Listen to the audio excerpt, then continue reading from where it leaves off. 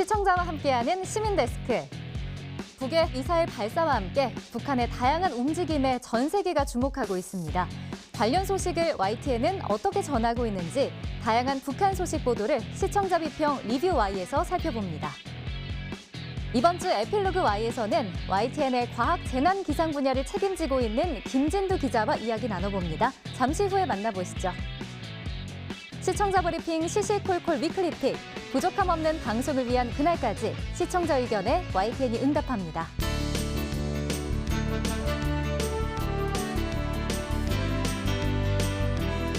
시청자 여러분 안녕하십니까? 시민데스크 호준석입니다. 지난 10일 윤석열 대한민국 제20대 대통령이 취임했습니다. 모든 국민들의 마음을 하나로 모아서 더 좋은 대한민국 만들었으면 좋겠습니다. 저희 언론도 언론 본연의 역할, 국민의 입장에 서서 최선을 더욱 다하도록 하겠습니다. 오늘 시민데스크 시청자 비평 리뷰 Y로 시작하겠습니다.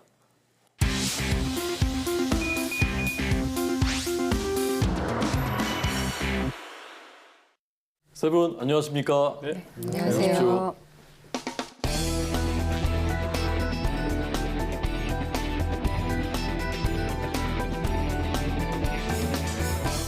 오늘 리뷰 Y는 먼저 조수진 시청자 평가원님이 꼽아주신 주제부터 들어보겠습니다. 최근 북한의 미사일 발사 소식이 전해졌습니다. 북한의 도발 수위가 높아지는 상황에서 언론의 보도는 중요할 텐데요. 북한 관련 보도는 어렵습니다. 취재 자체가 어렵고 사실 확인도 어렵고 그러다 보니까 외신 의존도가 높고 추측성 보도 또 취재원 다양성도 부족합니다. 이제 정권이 바뀌고 우리 정부의 새로운 대북 정책이 계속 나올 텐데요. 그 어느 때보다 언론의 역할이 중요한 때입니다. 오늘은 최근 북한 소식을 전한 YTN 보도 살펴봅니다. 네, 오늘 북한 관련 YTN 보도에 대해서 짚어보겠습니다. 먼저 조수진 평가원님 말씀해 주실까요? 네. 지난 5월 3일 보도 먼저 보겠는데요. 2025년 병사 월급 200만 원 검증 가능한 북비핵화 추진이라는 제목의 보도입니다. 여기서 이제 국방백서의 북정권 군은 우리의 적 명기 검토한다라는 내용도 간단히 언급이 됐는데요. 새 정부가 추진하는 대북 관계를 인수위원회에서 밝힌 브리핑 내용을 그대로 이제 전달하는 데 좀 그칩니다.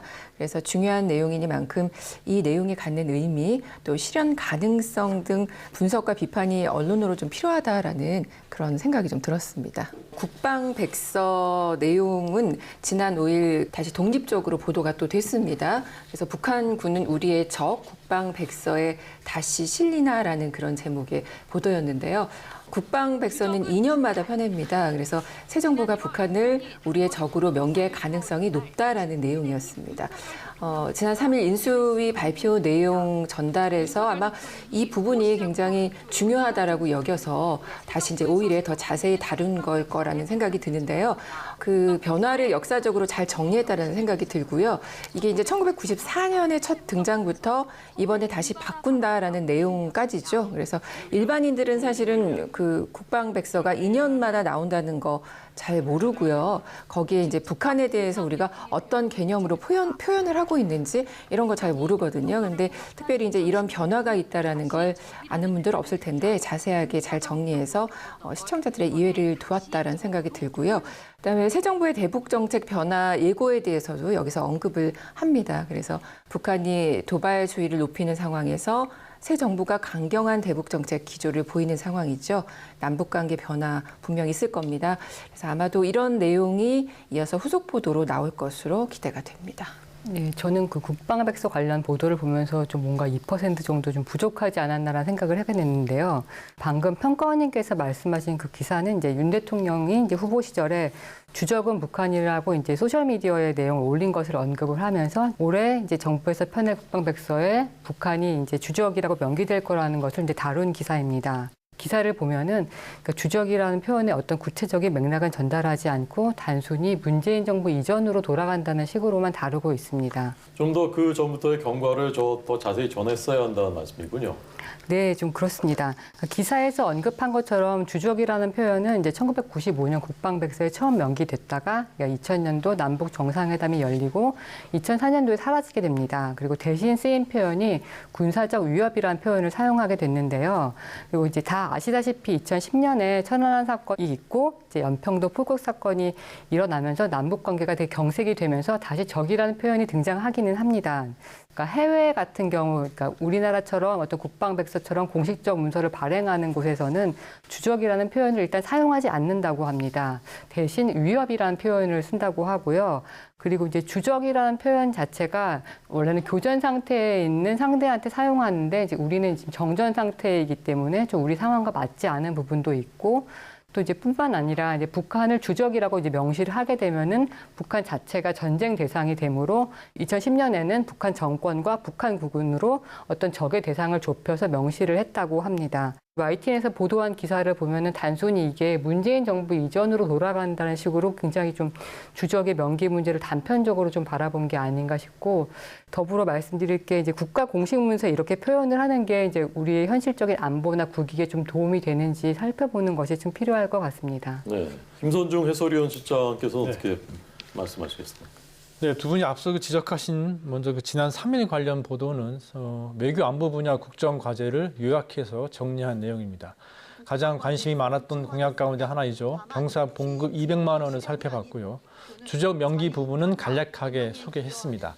여러 현안을 종합해서 전달하다 보니까 많은 부분을 담기는 어려웠다는 점 이해 좀 부탁을 드리고요. 이후 5일 보도에서 주적과 관련된 내용을 좀 더 구체적으로 소개했습니다만 역시 보기에는 조금 아쉬울 수 있다고 생각이 듭니다.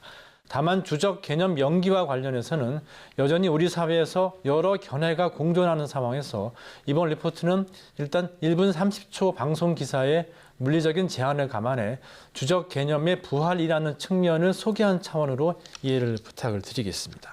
이후 대신에 여러 뉴스 시간에서 안보 전문가 출연 등을 통해 주적 명기를 포함해 남북 관계 현안에 대해 자세히 다뤘고요.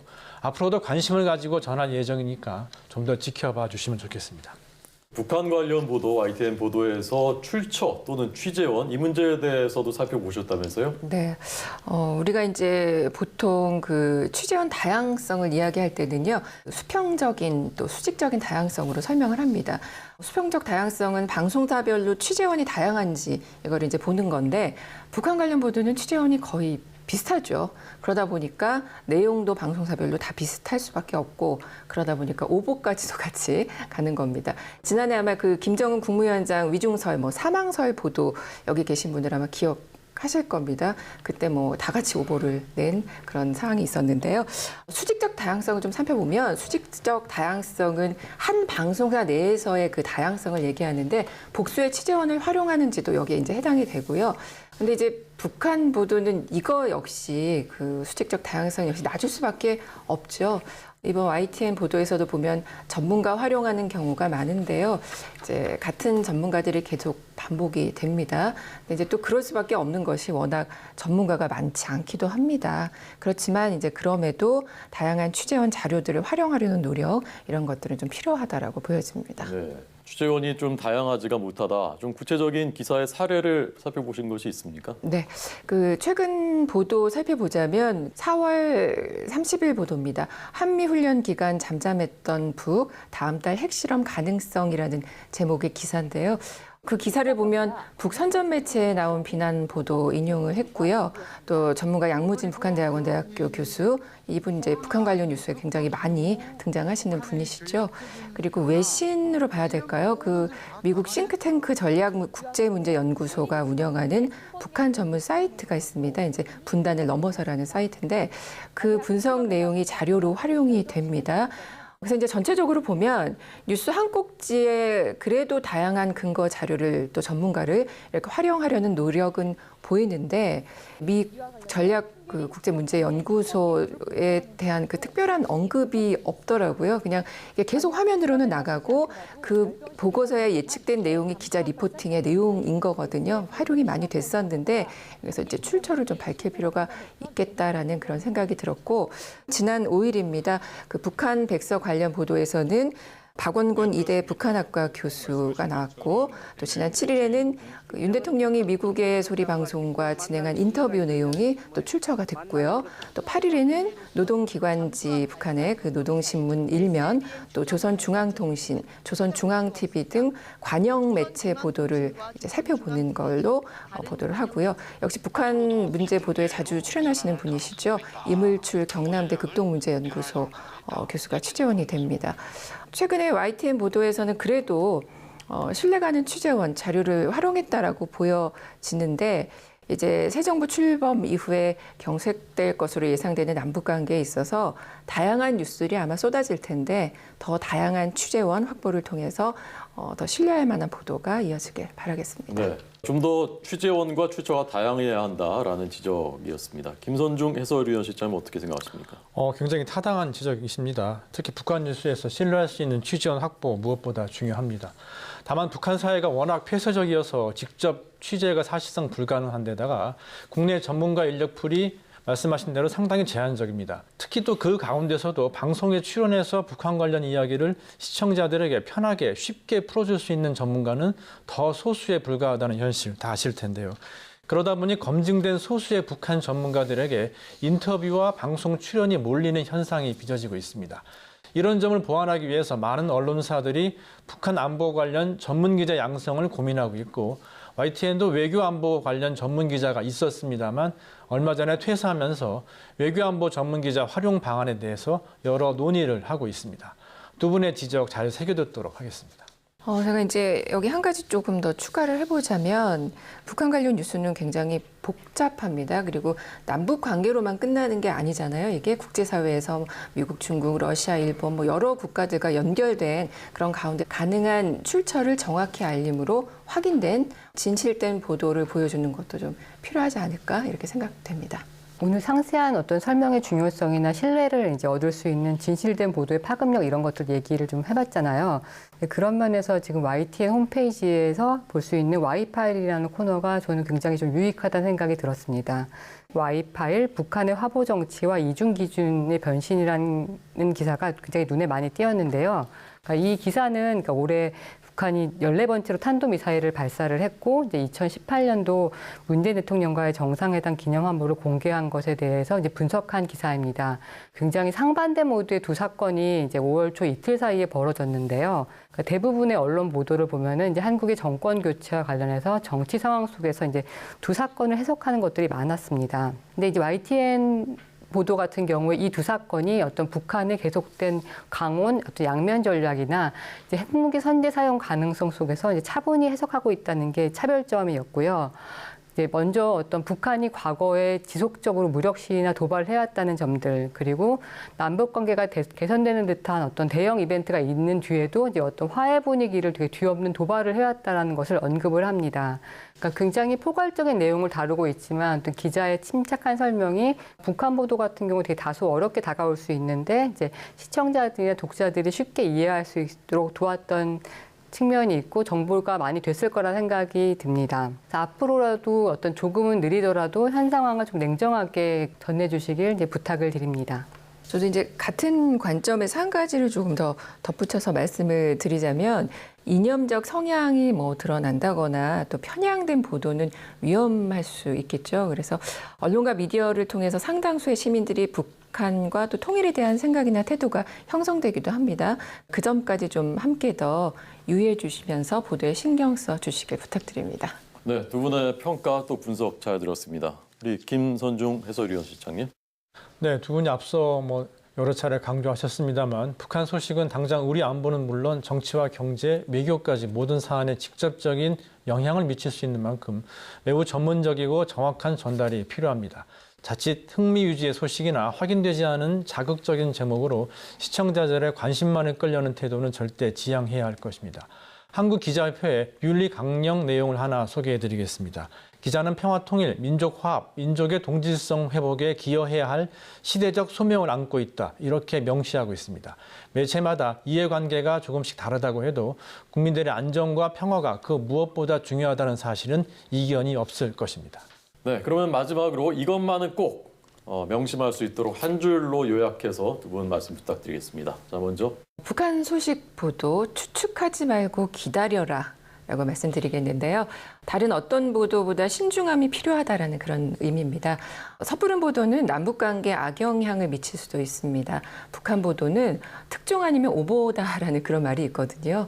추측하지 말고 확인되지 않으면 기다리는 신중함이 필요하겠습니다.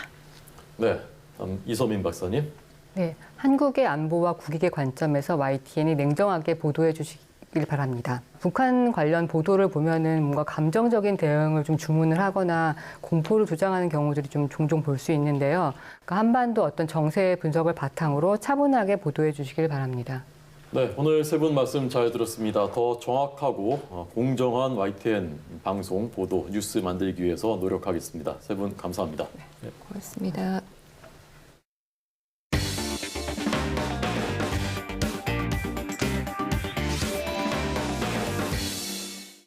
방송에서는 볼 수 없는 이야기를 들어보는 에필로그 Y 시간입니다. 오늘은 YTN에서 과학, 재난 분야에서 전문 기자로 활약하고 있는 김진두 기자와 함께하겠습니다. 과학, 재난 분야의 취재 노하우, 또 뒷얘기들 만나보시겠습니다. 주민들의 요청으로 성사. 다양한 취재 분야 중 하나의 영역에서 전문 기자로 거듭나기까지 얼마나 많은 노력이 필요할까요? YTN에는 한 개도 아닌 무려 3개의 분야를 섭렵하고 계신 분이 있다고 하는데요. 기상이변 전조 증상과 함께 YTN에 등장하는 히어로, 낯익으시죠? 그 어느 때보다 비상시에 기자님의 역할이 빛을 발할 것 같은데요. 제가 판단하고 보고해서 바로 방송에 반영되는 그런 시스템이기 때문에 굉장히 빠른 그 재난 방송을 우리가 들어갈 수가 있고 그 안에 콘텐츠를 다양화할 수 있다는 점에 기여한다고 볼 수 있습니다. 이번 주 에필로그 Y 시간 문화생활과학부 김진두 기자와 함께합니다. 네, 안녕하세요, 기자님. 반갑습니다. YTN에서 손꼽히는 전문 기자시라고요. 전문 기자라는 공식적인 타이틀은 YTN 내에는 없습니다. 아, 그런가요? 하지만 제가 담당하는 분야가 과학 쪽 그리고 기상을 포함한 재난 분야를 주로 담당하고 있고 또 그 분야에서 어느 정도 역할을 하고 있기 때문에 전문 기자로 불리는 것 같습니다. 근데 전문 기자라고 불리는 분들이 회사에 좀 많이 계시진 않잖아요. 원래는 좀 있었어요. 외교나 통일, 안보 쪽에 그런 전문 기자들이 있었습니다만 퇴사를 한 분들이 많았고 유일하게 과학하고 기상 쪽 그리고 재난 쪽에서 공식적인 직함은 아니지만 그 명맥이 유지되고 있다 이렇게 볼 수 있습니다. 계속해서 이렇게 지켜내고 계신 것 같은데 네. 혹시 이런 이렇게 전문이란 타이틀이 좀 부담스럽진 않으세요? 어떠세요? 제 자체가 좋아서 이 일을 시작을 했고 또 굉장히 오랫동안 이 분야를 하고 있었기 때문에 어느 다른 그 방송사와 비교해서도 이런 분야의 이슈가 터지거나 뭔가 재난이 터졌을 때 YTN이 가장 먼저 잘할 수 있다는 그 자부심이 있기 때문에 전문 기자라는 공식 타이틀은 없지만 전문 기자로 불리는 거에 대해서 오히려 저는 좋습니다. 약간 자부심을 느끼고 그렇죠. 계신다라고 네. 얘기를 해주셨는데 그러면 과학재난 전문 기자로서 하는 일은 뭔지가 좀 궁금해요. 이름 그대로입니다. 과학 분야 쪽. 그러니까 저는 출연 연구소 쪽에서 연구 성과가 나왔을 때 그런 부분들을 좀 쉽게 만들어서 국민들에게 전달하는 일을 주로 하고 있고요. 네. 재난 분야는 기상재난 또는 기상 외 재난으로 나눌 수가 있는데 네. 집중호우나 태풍, 폭설 같은 그런 재난이 있었을 때 예보부터 분석 그리고 피해 예방법, 피해 처리 방법 이런 부분들을 계속해서 전달하고 있습니다. 근데 뭐 기상이나 재난 관련된 그런 일들은 사실 뭐 12달 계속해서 일어나잖아요. 그렇죠. 바쁘실 것 같아요, 회사에서. 저희 집사람이 계속 하는 이야기가 네. 무슨 일이 터질 때마다 회사에 나가니까 당신 정체가 뭐냐라고 이야기를 한 적이 있었어요. 그러니까 네. 집중호우, 태풍이 있었을 땐 당연히 나가는 걸로 알고 있었는데 갑자기 누리호 발사 그럴 때도 제가 나가는 경우가 과학 많고 쪽이니까요. 그렇죠. 그리고 지진이 났을 때나 또 산불이 났을 때까지 최근에 하니까 그런 이야기를 집에서 들을 정도로 저 스스로도 너무 많이 하고 있구나. 범위가 좀 넓구나라는 생각을 가끔 하곤 합니다. 약간 전문이라는 단어가 굉장히 잘 어울린다라는 생각이 들어요. 그럼 그 전에부터 원래 이쪽 분야에 좀 관심이 많으셨던 거예요? 처음부터 이렇게 모든 분야를 다 섭렵했던 건 아니고요. 네. 처음에는 기상 분야부터 시작을 했습니다. 기상을 한 뒤에 과학 분야 쪽으로 영역을 넓혔고요. 과학과 기상을 하다 보니까 기상이 재난 쪽과 연관이 많이 되기 때문에 네. 그래서 재난 분야로 넓혔고 그러니까 기상에서 과학으로 재난까지 순차적으로 영역을 넓혔다고 볼 수 있습니다. 그 신입사원부터 지금의 이렇게 전문 기자에 이르기까지 어떻게 좀 노력을 해 오셨는지도 궁금해요. 우선은 기상 분야는 제가 공군에서 기상 예보장교로 근무를 했었기 때문에 그렇게 쉽게 어렵지 않게 적응을 할 수 있었고요. 과학 쪽으로 가는 거는 제가 대학에서 이과를 했었기 때문에 이공계를 했었기 때문에 기본적인 지식이 있었습니다. 재난 분야는 제가 좀 새로 보는 부분도 많았습니다. 그런 부분에서는 중점적으로 좀 공부를 했고 그렇게 공부하는데 가장 좋은 방법은 전문가와 대화하는 방법입니다. 이게 이제 글로 보는 것보다 오히려 전문가 통해서 이렇게 듣는 게 조금 더 이해가 빨라서 그러신 건가요? 글로 보는 것보다 제가 직접적으로 원하는 걸 찾아보는 게 아니라 바로 물었으면 바로 답이 오잖아요. 그러면 바로 제 의구심이 해소가 되는 거거든. 가장 빠른 방법이고 가장 정확한 방법. 기상에서 과학, 재난까지 네. 하고 계신데 그럼 맡고 계신 부분 중에서 좀 가장 관심이 있는 부분이 있으신가요? 이제는 과학 쪽에 요즘에 좀 관심이 있는 분야들이 좀 생겼습니다. 대표적인 게 항공 우주 분야 쪽에 항공 우주 예, 분야요. 누리호가 발사가 되거든요. 누리호는 의미가 큽니다. 우리 손으로 자체 개발한 로켓이라는 의미가 있거든요. 네. 그렇기 때문에 그 로켓을 우리 땅에서 우리 위성을 실어서 발사한다는 굉장히 큰 의미가 있는데 6월 15일에 2차 발사가 예정이 됐죠. 네. 그래서 그 분야에 굉장히 좀 집중을 하고 있고요. 원전 문제에 좀 관심이 많습니다. 탈핵과 지금 반탈핵으로 지금 상황이 바뀌고 있는데 네. 원전 에너지의 유용성 그리고 뒤 처리 문제, 처리 후 문제 이런 부분들까지 좀 관심 계속해서 지켜보고 있는 중입니다. 그러면 현장에도 혹시 많이 나갔다 오셨나요? 기자님은? 그렇죠. 아무래도 과학 현장 무조건 나가서 찍어야지만 그림이 되기 때문에 그 연구 현장 같은 거 제가 보통 취재를 합니다. 그러면 그동안 나가셨던 현장 중에서 가장 또 기억에 남는 곳이 있었을 것 같거든요. 워낙 많기 때문에 뭘 정하기는 좀 어렵습니다만은 저는 제가 몰랐던 영역에서 이런 게 있었다라는 부분이 좀 재밌는 것들이 있었어요. 반나절 만에 집을 짓는다면 혹시 상상이 가세요? 그냥 우리가 살 수 있는 집을요? 그렇죠. 안 되죠. 보통 뭐 한두 달 걸리지 않나요? 한두 달은 또 짧은 거죠. 네. 그러니까 집안을 다지고 그 위에 하나씩을 올리려면 굉장히 그렇죠. 시간이 오래 걸리죠. 그래서 나온 게 모듈러 주택이라는 기술입니다. 건설기술연구원이라는 곳에서 처음 개발을 한 것인데 사전에 공장에서 배선 같은 걸 다 한 모듈을 가지고 그 레고 쌓듯이 해서 만든 겁니다. 2층짜리 주택이 반나절 만에 지어집니다. 약간 이런 취재를 하다 보면 좀 신기한 것들도 많이 발견하실 것 같아요. 그런 부분들이 재밌는 거죠. 가끔 연구 현장에서 이런 부분들이 많습니다. 독특한 연구, 남들이 생각하지 못했던 재밌어 보이는 연구를 하는 과학자들이 있고 그런 과학자들이 괴짜 과학자지만 세상을 바꾸는 과학자라고 생각합니다. 그럼 혹시 새롭게 좀 취재해보고 싶다거나 공부해보고 싶은 분야도 있으세요? 요즘 들어서 가장 관심 있는 분야가 에너지 믹스입니다. 에너지 예, 믹스요? 그러니까 우리나라의 전체 에너지를 원전, 재생에너지 그리고 이산탄소를 탄 탄소에너지 이런 걸 어떤 식으로 구성을 할 것이냐.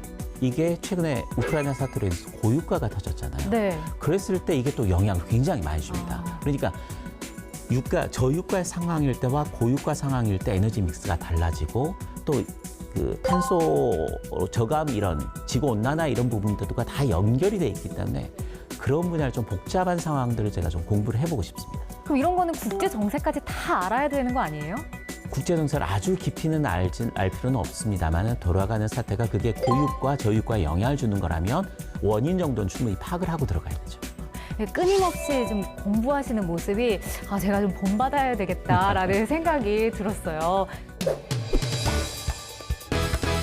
제가 이제 친한 기상캐스터 친구들한테 좀 물어봤습니다. 우리 김진두 선배는 어떤 선배냐 했더니 뭐 아빠같이 따뜻하고 좋지만 약간 이제 좀 무서운 힘을 많이 냅니다. 후배들한테 어떤 선배인지 너무 궁금해요. 우선 일은 잘해야 됩니다. 맡은 일을 잘해야 되는 게 기본이고요. 네. 근데 제가 혼을 내는 이유가 있습니다. 그냥 넘어가는 것도 뭐 저도 편하고 좋죠. 그런데 한 번 혼을 나면 절대 잊어버리지 않습니다.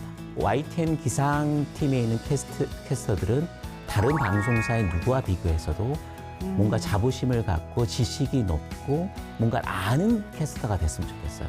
그러면 이제 카메라 앞에 보시고 전문 기자로서 우리 후배들한테 선배가 좀 해주고 싶은 말이 있으시면 한마디 해주시죠. 취재할 수 있는 영역이 굉장히 넓은 게 기자로서 좋습니다. 하지만 이제 시대가 좀 바뀌었습니다. 이 기자라면 이 분야에 대해서는 이야기할 수 있다는 그런 전문 기자의 시대로 조금씩 바뀌어가는 것 같습니다. 따라서 기자 후배들 중에서도 여러 분야를 섭렵한 뒤에 자기가 가장 관심 있고 잘할 수 있는 하나의 분야를 택해서 전문 기자의 길을 걸어보는 걸 추천드리고, 그게 앞으로의 미디어 환경에서도 가장 생명이 길고 또 장점을 가지고 있고 뭔가 경쟁력을 가질 수 있는 좋은 방향이라고 생각합니다. 꼭 이 메시지를 후배분들이 보셨으면 네. 좋겠습니다. 시청자들에게 어려울 수 있는 재난, 과학 뉴스 앞으로도 좀 심도 있으면서 알기 쉽게 풀어주는 그런 기사 많이 써주시길 바라겠습니다. 오늘 함께 해주셔서 고맙습니다.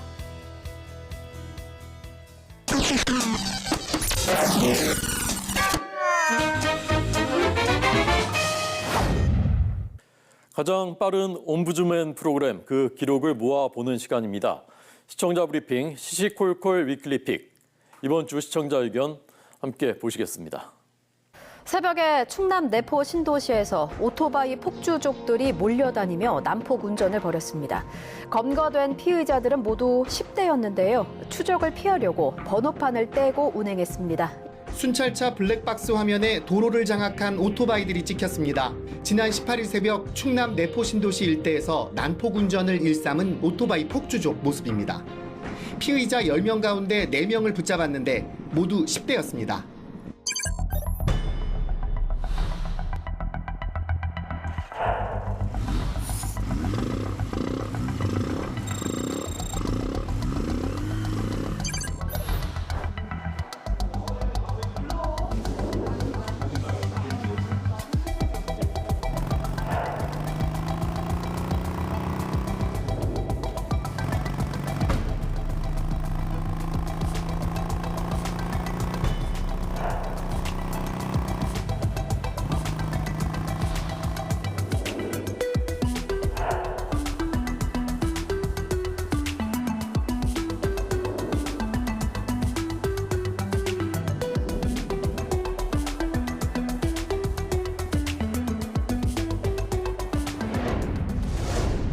사회적 거리 두기가 전면 해제된 지 2주 정도 지났는데 밤중에 택시 잡기가 여전히 어렵습니다. 코로나19가 한창일 때 수입이 줄어든 법인 택시 기사들이 배달이나 택배업 등으로 대거 옮겨갔기 때문입니다.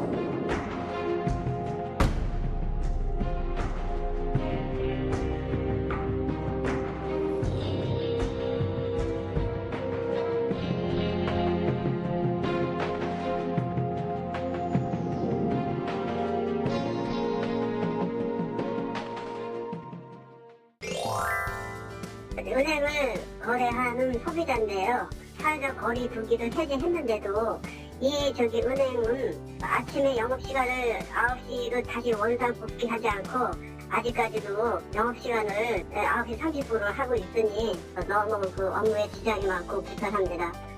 이거 뉴스로 좀 보도를 해주셨으면 감사하겠습니다. 시민데스크는 시청자 여러분의 생각과 질문으로 채워집니다. 저희 YTN 방송에 대한 여러 의견들 홈페이지 또 전화를 통해서 남겨주시면 되겠습니다. 저는 다음 주에 더 유익한 내용으로 돌아오겠습니다. 시청해주신 여러분 고맙습니다.